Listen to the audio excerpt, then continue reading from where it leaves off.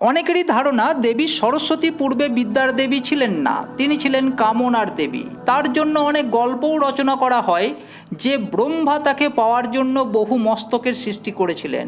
কিন্তু আসল ঘটনা কি জানেন? এগুলো এক ভ্রান্ত দৃষ্টিকোণ থেকে উপলব্ধি করা মাত্র।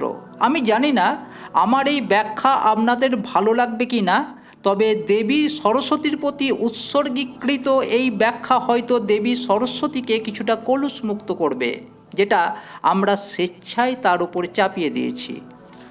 পুরাণের কাহিনী আসলে কি বলে? ব্রহ্মা যখন সৃষ্টি শুরু করেন তখন তার সৃষ্টি শক্তির জন্য দরকার হয় চেতনা, জ্ঞান, ভাষার নিয়ম। এই শক্তির রূপই দেবী সরস্বতী। তিনি আলাদা কোনো নারী নন, বরং ব্রহ্মার শক্তি। এবার আসি ব্রহ্মার মস্তক সৃষ্টি। এর প্রকৃত অর্থ কী? পুরাণে বলা আছে ব্রহ্মা সরস্বতীর রূপে মুগ্ধ হয়ে তাকে দেখতে নিজের একাধিক মস্তক সৃষ্টি করেছেন, এটা সবাই বলেন। এখানে মুগ্ধতা মানে যৌন কামনা নয়।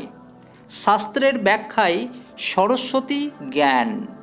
ব্রহ্মার বহু মস্তক সর্বদিক থেকে জ্ঞান উপলব্ধি করার প্রতীক, অর্থাৎ সৃষ্টি চলবে জ্ঞানের চার দিকের দৃষ্টিতে।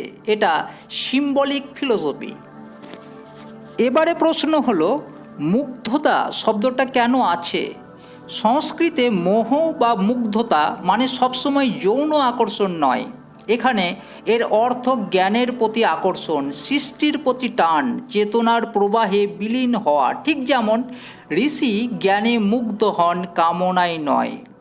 তাহলে একটা প্রশ্ন সহজেই আসে, দেবী সরস্বতী কি সৃষ্টির কাজে সাহায্য করেছিলেন? হ্যাঁ, কিন্তু কীভাবে?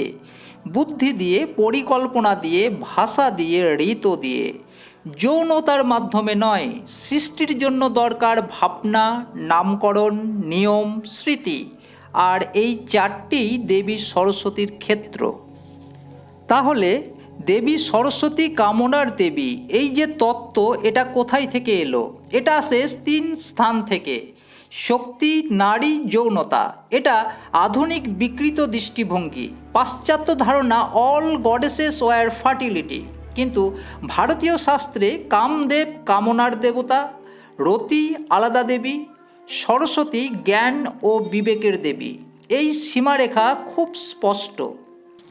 তাহলে শাস্ত্রসম্মত চূড়ান্ত সিদ্ধান্ত এই যে ব্রহ্মা ও দেবী সরস্বতীর যে কাহিনী, সেটা যৌন সম্পর্কের উপর নির্ভরশীল ছিল না।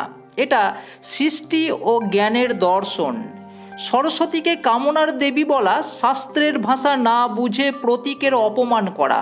এক লাইনে বললে, সরস্বতী কামনার নয়, কামকে নিয়ন্ত্রণ করার দেবী। আমার মতামত যদি আপনি সমর্থন করেন তাহলে কমেন্টে অবশ্যই লিখবেন জয় দেবী সরস্বতী। ধন্যবাদ।